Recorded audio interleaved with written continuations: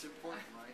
Because if you really want to be intimate, if you really want to touch deeply and be touched deeply, listening has to be part of it.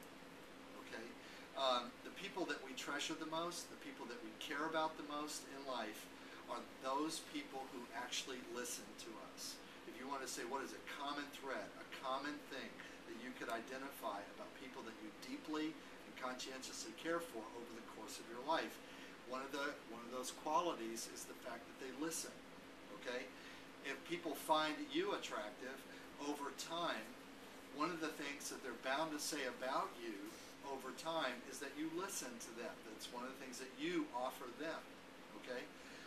So one of the fundamental techniques or tools to facilitate intimacy is intentionally listening to another person, which sometimes is proactive in the sense of you create the environment, the template, the possibility that some communication can happen. Now, the other thing that's kind of unique for us is we don't want to qualify where or what that communication is or where it comes from. Because it might be verbal, it might be nonverbal, it might be energetic. In other words, me really getting a sense of tuning into your breath. I'm learning something about you that's really intimate, that's very visceral, right? Viscera, organs, you know, literally has to do with your fundamental self at the level of your tissue, of your organs, right? And most people don't come that close, okay? A lot of people don't, we don't let a lot of people get close enough to know what our organs are up to, right? And even we think about sharing body function, I'm not just talking about having sex. You can have sex and not be intimate, right?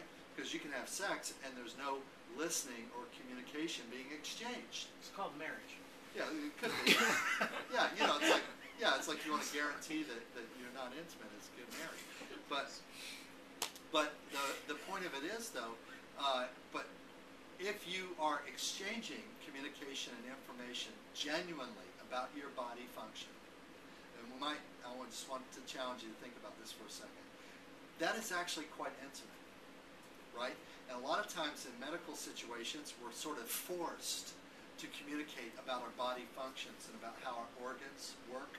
And you know what? It feels invasive, right? And everybody's on a need-to-know basis.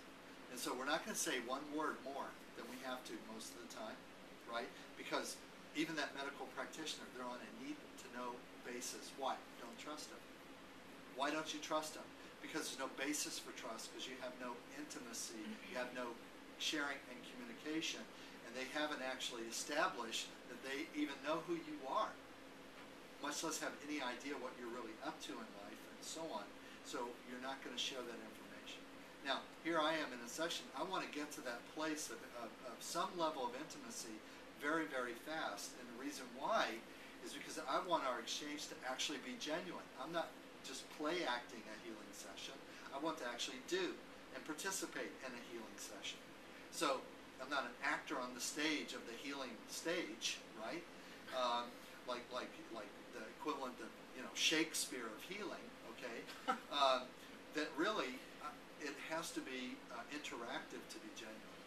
And so I want to start, if I know that communication is important, then my taking that minute right at the beginning to establish that basis of communication and touching, and touch communication, sensing the energy, and listening to the breath, and wishing them well, and so on. That begins to be the template that everything else that I do is based on that. And guess what? I continue that listening until I'm done. Literally until I'm completely off the mat, right? Now, the second thing, again, hard to talk about, easy to do. Second step that's part of every Thai session, beginning and ending.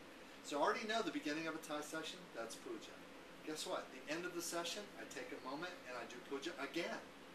Okay, so I leave where I came in. I came in a good way, and I want to leave in a good way, right? And also, I want to have a definite starting point. I want to have a definite ending point, because you've probably heard this before. Closure is important. That when you just walk away from someone right in the middle of a session, or what appears to be like for example, I had a massage in a pretty upscale spa, and I just realized at some point that my therapist had left the room. Okay? But I didn't know that the session was over. I didn't feel like the session was over. I just realized at some point that the therapist had left the room. Elvis has left the stage. Yeah. Right? And I really felt dissatisfied with that. I didn't feel like there was closure. Like, I wish that just for 1 second they had just put a hand on me and said, we're done. Thank you, we're done. Just that. Just anything to tell me we're done. Because then I felt like, then I waited. Because I didn't know, well, maybe they'll come back. Yeah. And then eventually, someone was like, you have to leave now. You know, your session was done 15 minutes ago. You got to leave. There's always that possibility you fall asleep while you're waiting for the person to come back. I think they just wanted me to leave so they could get somebody else in. I was supposed to know that the session was over. But I thought, I'm an expert, and I didn't know. You know? So they were just taking it for granted that everybody would just assume, because you're not being rubbed on now, that your session must be over. Right? So I think there's some value in this idea of having puja at the end of the session. If nothing else, it gives you a point of reference as closure to start to gather yourself, to kind of reintegrate yourself into your sort of little